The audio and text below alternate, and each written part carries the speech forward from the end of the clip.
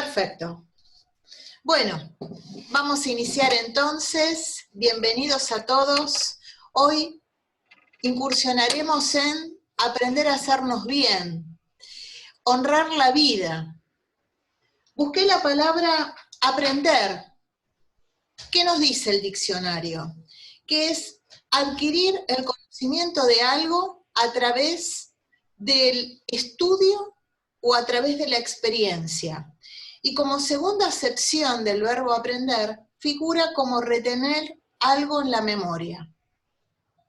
Por supuesto que el aprender a hacerse bien está muy identificado con el culto al cuerpo y el poder reconocer si nos sentimos bien o estamos enfermos.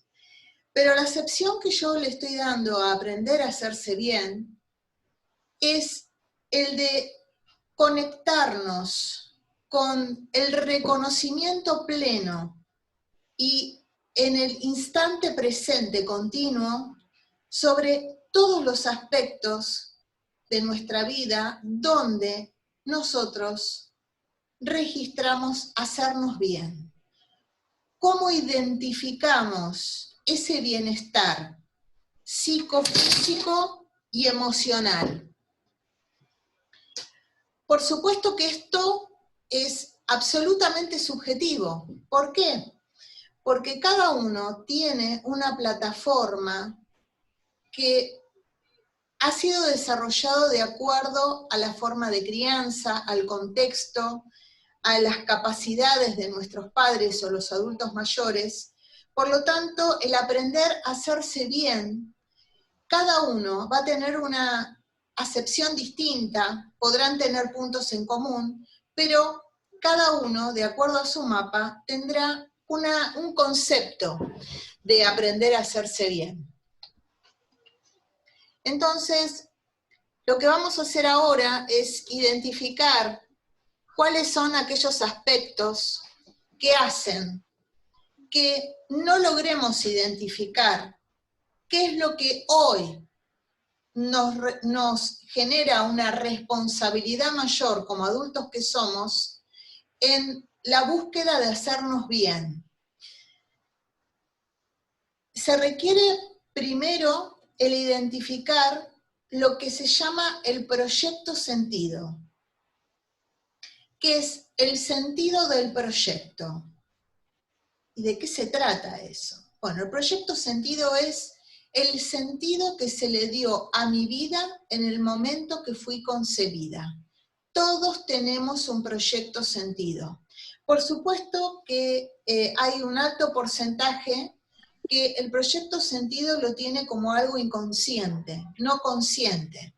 Por lo tanto, las expectativas que haya tenido nuestra madre, nuestro padre, nuestro clan, lo que se esperaba de nosotros, las frustraciones, los méritos que esperaban adquirir a través nuestro, las capacidades que esperaban que nosotros lográramos desarrollar porque ellos no pudieron, todo eso está dentro de lo que se llama el proyecto sentido. Y ese proyecto sentido, obviamente, que está vinculado con nuestra esencia, con la razón biológica para que estamos aquí, hará que nosotros tengamos una cierta lealtad inconsciente hacia ese proyecto sentido. De alguna forma, ese proyecto sentido, al tener una carga emocional, va a minar nuestra libertad y nuestra capacidad de poder identificar nuestra libertad, nuestras elecciones, nuestras decisiones, y desde qué lugar nosotros estamos realizando esas elecciones. Por supuesto que, como vimos ayer en la charla, todo lo que nosotros respiramos desde el inicio de nuestra historia, lo hacemos real para nosotros, lo hacemos una verdad incuestionable. Puede ser que en algún momento de nuestra vida sintamos malestar pero nuestro inconsciente lo que hará es crear mecanismos psíquicos de protección para que esas sensaciones de malestar que tengamos, dado nuestra incapacidad emocional en los primeros años de vida, entonces toda esa carga emocional que nosotros no podemos gestionar va a quedar atrapada dentro del inconsciente y de esa forma nosotros vamos a continuar nuestra vida, con esa réplica del proyecto sentido. Por eso pueden ver en el cartel que yo puse fractalización, ¿no?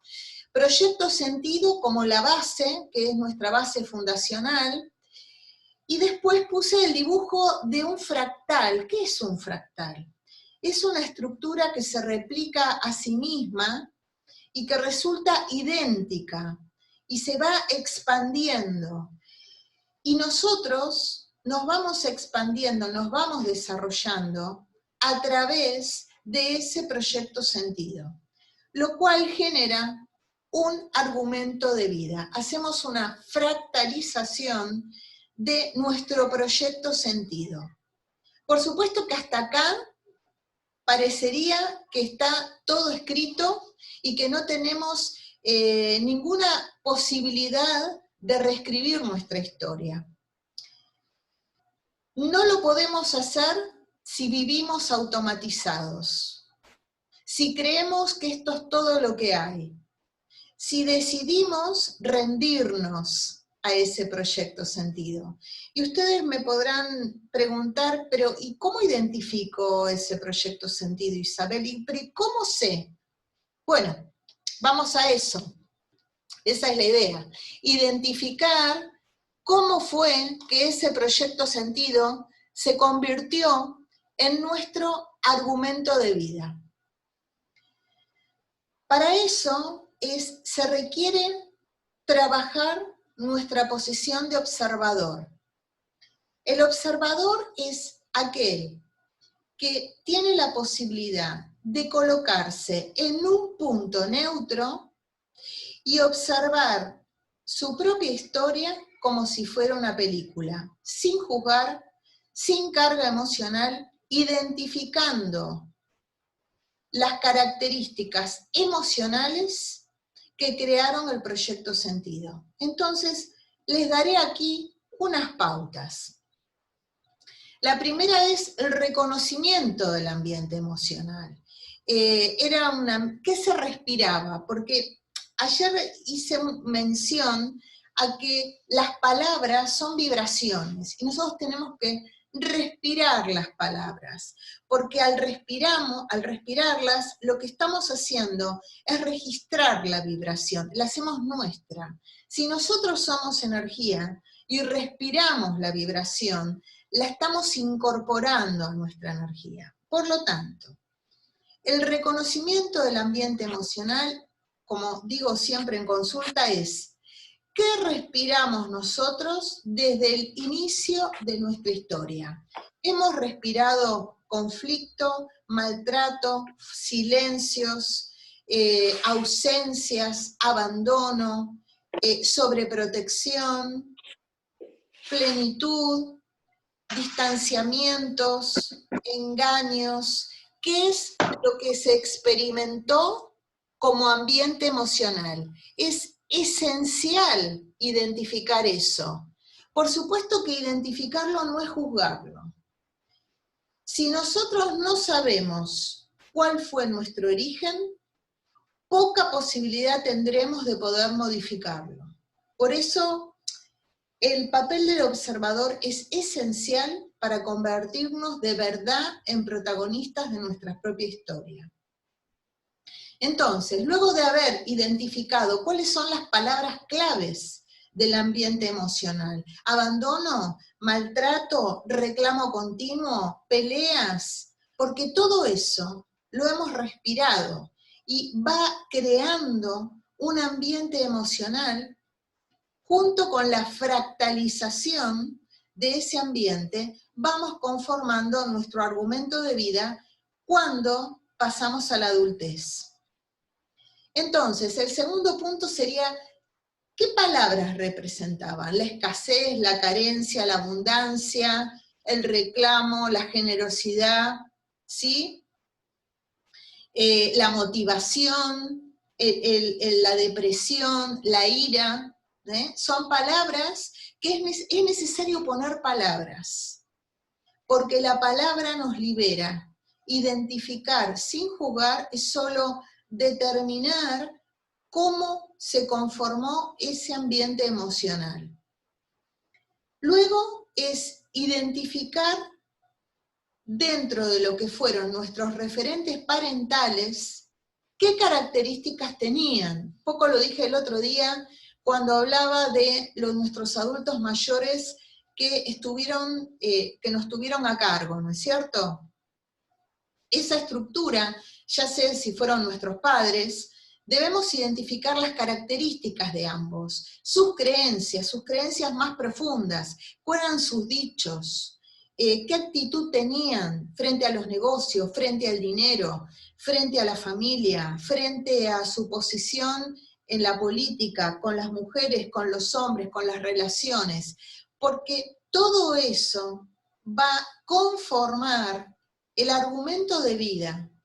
Y ahí podremos identificar dónde están las causas por las cuales hoy vivimos situaciones de conflicto que no sabemos cómo resolverlas. Entonces, todo proviene de esa estructura. El identificar la estructura nos posibilita poder desarticular, creando nuevas capacidades, nuevas herramientas y generar nuevos hábitos. Entonces, dentro de los referentes parentales, es necesario identificar, luego de tener bien distinguido las características de nuestro padre, nuestra madre o los adultos mayores que estuvieron cercanos, es qué actitud hemos nosotros adquirido. Hemos adquirido una actitud de similitud, hemos repetido su molde, lo hemos polarizado, es decir, somos antagónicos a esa característica. ¿Hemos compensado o reparado? Y les voy a dar un ejemplo para que identifiquen de qué se trata. La compensación es el compensar, ¿no? La balanza, encontrar ese punto de equilibrio. Ejemplo, mamá con una gran depresión, hijo o hija que es una campanita, está todo el tiempo de buen humor tratando de generar alegría en todos, ¿no? Y ustedes me pueden decir, ¿pero está mal eso? No, nada es bueno ni malo, sino desde qué lugar yo estoy incorporando esa actitud. Es porque es una pulsión para compensar o porque ya mi esencia es así. Cuando nosotros compensamos o reparamos, es decir, una persona, ejemplo, un abuelo que estaba económicamente muy bien, tenía muchísimo dinero, hizo padecer a la familia, puedo yo como nieta, el impedirme la posibilidad de ganar dinero por temor a convertirme en ese abuelo. Entonces estoy reparando esa historia. No logro ganar dinero porque de alguna forma estoy pagando la culpa de mi abuelo por haber tenido el dinero que le impidió disfrutar a la familia. Luego el exceso o la carencia. Y acá quiero explicar este punto, que es necesario. Dentro de lo que es un ambiente emocional, tenemos las polaridades.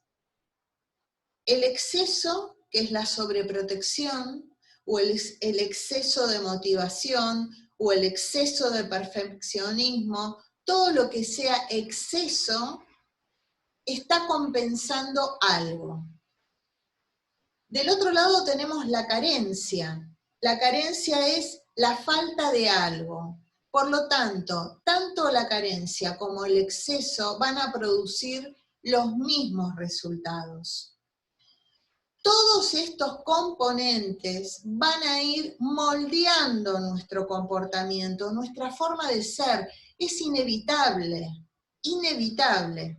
Y el punto último que acá detallé es si hemos sido motivados, tanto en exceso o en carencia, ¿no? Hemos sido poco motivados, o el famoso quietismo, que el quietismo en realidad es un modelo, un modelo de ideas, un modelo filosófico que se desarrolló, pero me encantó utilizar esta palabra básicamente porque el quietismo nos lleva a creer que nosotros no tenemos que hacer nada y todo nos lo tiene que proveer el mundo exterior.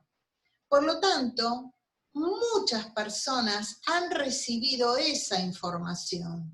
Al no ser motivados, al no activarles herramientas, al no acompañarlos en el proceso de reconocer para qué eran buenos, qué capacidades tenían que desarrollar, se genera este quietismo que es la búsqueda de las respuestas fuera de nosotros mismos, lo cual nos deja poco margen para identificar qué tenemos nosotros. Nos encontramos cuando somos adultos que no sabemos qué nos gusta, qué capacidades tenemos. Hacemos lo que hacemos porque, bueno, es lo que el mundo exterior me ofreció, pero no tengo una identificación de lo que me gusta, de lo que soy bueno, qué capacidades tengo como para desarrollar, para seguir expandiendo. Y yo me encuentro muchísimas personas en consulta con esa dificultad.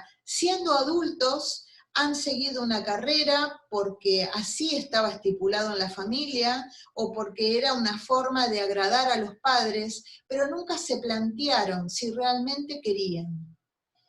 Y hoy aún hay un alto porcentaje de personas que no saben por qué escogieron la vida que escogieron, como si no hubiesen tenido otra posibilidad.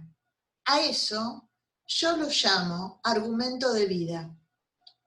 Por eso es esencial que nosotros identifiquemos qué es lo que hemos recibido para poder conformar nuestra propia historia, poder reescribirla.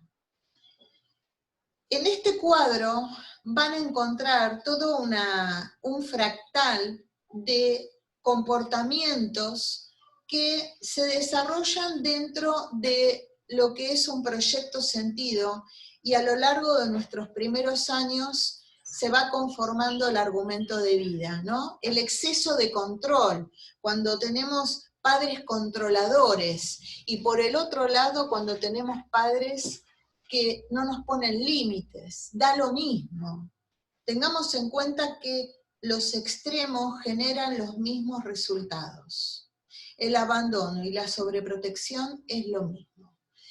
Entonces, nos vamos a encontrar que podemos respirar control en exceso, respirar el orgullo, es decir, voy a ser vista a través de mis logros y tengo que demostrarle a papá y mamá que valió el tenerme, valió el sacrificio. Le voy a explicar a mamá que valió que se quede con papá aunque lo padeció, que valió porque yo ahora le estoy dando todo lo que ella esperaba de mí. Es peligroso eso, porque nosotros no estamos viviendo nuestra historia. Nuestra madre termina viviendo la nuestra. Entonces, es necesario hacer pleno reconocimiento de eso para que cada uno ocupe su lugar y se aprenda a habitar. Aprender a hacerse bien es habitarse. Y parte del habitarse es reconocer cada decisión que tomamos como propia. Luego la dramatización, ¿no? este ambiente de victimismo, el ambiente del vínculo del sometedor y sometida, o al revés, ¿no? Sometido y sometedora, que abunda en todas las familias. Entonces, la dramatización, siempre estar con el foco puesto en lo negativo, en estar continuamente compitiendo con los hijos o buscando que no se salgan de la media que ellos lograron, como si elevaran el umbral de desarrollo, los dejara fuera del clan, ¿no es cierto? Eso también ocurre. Muchas personas que no se animan a convertirse en exitosos en distintos aspectos, porque de alguna forma quedan excluidos del clan, o quedan excluidos de la lealtad con los padres. Luego el exacerbar, ¿no? La emocionalidad, es decir, o encontramos ambientes donde no había una comunicación emocional, donde no había afecto, donde la mamá no ha tocado a su hijo o a su hija, y de esa manera no existió este contacto físico que es necesario, porque el contacto inicial nos indica que existimos, que nos pertenecemos, que somos uno dentro de nosotros mismos. Piensen que recién a los 3 años de vida el niño se empieza a identificar como una individuación, y antes de esos años aún consideran que son parte de la madre. Entonces es esencial que la madre haga ese trabajo. Es el trabajo de te identifico como alguien que sos ajeno a mí. A veces eso no sucede y nos encontramos con personas que son adultas y aún siguen alojados o alojadas adentro de la madre. Viven adentro de la madre, tienen la madre integrada o el padre integrado, pero por lo general, son las madres las que están integradas, ¿no? Entonces, a veces la línea es muy delgada. ¿Por qué? Porque, ¿cómo identificar que eso no es amor? ¿Cómo identificar que eso es cercenar nuestra libertad de ser nosotros mismos? El otro día una consultante me envió un WhatsApp diciéndome que estaba desesperada porque no sabía qué hacer con la madre, que la llamaba para decirle lo mal que estaba, lo triste que estaba, y yo no sé qué hacer porque ya le digo de todo para que haga y no lo hace. Claro está que esta hija, que fue la que me llamó, tampoco hace nada por sí misma, ¿no? Entonces, nos encontramos también con esas personas que están continuamente en la búsqueda de cubrir las necesidades emocionales, de justificar, de compensar eso que la madre padeció, y se olvidan de ellas mismas. Entonces, recuerden, el abandono dentro del proyecto sentido que genera el ambiente emocional hace que mi característica conmigo mismo es abandonarme, en pos de ayudar al resto del mundo. Y eso lo veo a diario, el abandono. Yo respiro abandono, yo me voy a abandonar. Yo respiro control, exceso de control, o respiro carencia de control, de pautas.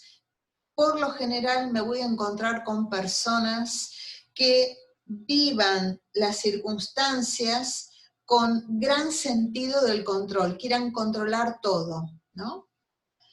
Luego tenemos la injusticia, ¿no? Marcar todo entre lo justo y lo injusto. Eso también nos deja atrapado dentro de un argumento donde vamos por la vida con un sentido de la dialéctica, de confrontar continuamente, ¿no? No dialogamos, confrontamos. podemos estar hasta provocando a los demás para generar continuamente una confrontación. Por eso piensen qué importante es el reconocimiento de las palabras que se originaron en los primeros 7 años de vida, porque eso va a moldear las características de mi comportamiento, de mis conductas, de mi percepción. Y por supuesto que mis conductas me van a llevar a conectarme con experiencias de igual tenor emocional, que me van a permitir realizar esa experiencia. Por supuesto que tenemos más surcos, ¿no? Yo los denomino surcos distorsionantes porque son las memorias, y todas esas memorias están grabadas dentro de los comportamientos de los circuitos neuronales. Entonces, vamos a encontrar en la segunda verticalidad que tenemos, horizontalidad que tenemos abajo, lo que es las culpas, ¿no? Esta capacidad que a veces desarrollan los niños en sentirse culpable por algo que no les pertenece. Mamá llora, yo me siento culpable porque no puedo consolar a mamá. Obvio que no podemos consolar a mamá. Obviamente que no, porque no está dentro de nuestra jerarquía. Y ahí entramos en otra situación, es la rotura de las jerarquías entre los adultos y los niños. A los niños se les adjudica culpas que no les pertenecen, y quizás no son los padres los que le adjudican esa culpa. Los niños en ese momento le incorporan como amor a mamá o a papá. A eso se lo denominó inversión psíquica. Estoy buscando de alguna manera quitarle a mamá ese dolor, quitarle esa depresión a mamá, quitarle esa insatisfacción y la hago mía, ¿no? Porque si me va bien me siento culpable. Entonces, la culpa también es una estructura que cercena nuestra capacidad de ser felices, de vivir en bienestar. Y vivir en bienestar no significa que no vamos a tener situaciones de conflicto, ni que vamos a tener obstáculos, para nada, no existe la vida lineal. Pero sí el bienestar es la actitud ante lo que sucede. No es la estructura en sí de bienestar, es cómo yo me funciono frente a situaciones de conflicto, ¿sí? Luego tendremos el foco en el error, esas personas que son perfeccionistas, que buscan continuamente, igual que las personas que están continuamente limpiando, ¿no? El perfeccionismo de que no tiene que tener una raya, tiene que estar todo prolijito, tiene que estar todo limpio, y las personas que están continuamente con la limpieza, es lavar culpas, lavar la suciedad del clan, está dentro de un estrato inconsciente. Y es difícil poder explicarlo, cómo el inconsciente va moldeando pulsiones que nosotros no logramos identificar, porque lo tenemos tan incorporado, que creemos que ya somos así. Fíjense cómo estas características van minando nuestra capacidad de conectarnos con el ser, con el ser. Quitar toda esta identificación es necesaria. El foco en la carencia, estar siempre pensando qué es lo que me falta, en vez de pensar con todo lo que cuento.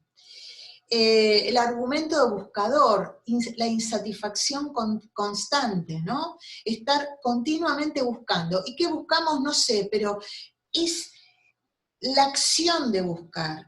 Y el buscador no es el que espera encontrar.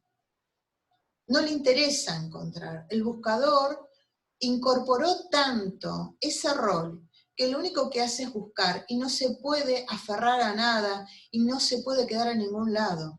Entonces nos vamos a encontrar con personas que están continuamente saltando de una situación a otra, de un estudio a otro, de una relación a otra, de un lugar a otro, y eso está vinculado con haber identificado que había algo que había que buscar, pero no lograron tomar en cuenta qué era lo que había que buscar.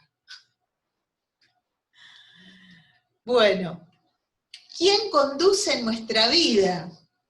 Hete aquí la cuestión, ¿el adulto emocional o el adulto biológico? El adulto biológico no es sinónimo de adulto emocional. Si tenemos la dupla adulto biológico más niño emocional, lo que vamos a estar es frente a un niño que busca satisfacer sus necesidades básicas no satisfechas en un tiempo donde ese niño ya no existe, porque está el adulto biológico. En cambio, el adulto biológico más el adulto emocional es el que está capacitado para poder sanar a ese niño, pero para eso tenemos que identificar desde qué lugar nosotros estamos gestionando nuestras emociones, nuestra vida de vínculos, ¿no es así? Por eso, como reflexión final, puse acá un concepto que me pareció muy interesante y que está vinculado con el observador, que para mí es el rol preponderante. El observador es el que conduce al adulto emocional a la resignificación de su vida. Identificar qué cosas nos hacen bien de aquellas que no. Y frente a eso que no nos hace bien, saber tener la capacidad de adaptarnos, de tomar decisiones sabias, de reconducir nuestra historia. De esa manera, la historia original, el proyecto sentido y ese argumento de vida que se conformó, representará solo el inicio, mientras que el desarrollo y el final de nuestra historia será propio de nuestra soberanía. Esencial reconocer que para ser adultos emocionales tenemos que aprender a pensar ecológicamente, tener capacidad para habitarnos, para estar en el presente, no aferrarnos a nada. Hoy publiqué algo que me pareció interesante en los grupos que tengo, de aprender a estar solo, que lejos está de la soledad. Aprender a estar solo es, me habito, me reconozco, voy en búsqueda de mi mayor bien. Y desde ese lugar puedo crear vínculos estables, sanos, plenos, y que permitan que ambas partes puedan desarrollarse. Muy bien. Hemos finalizado por hoy y les agradezco muchísimo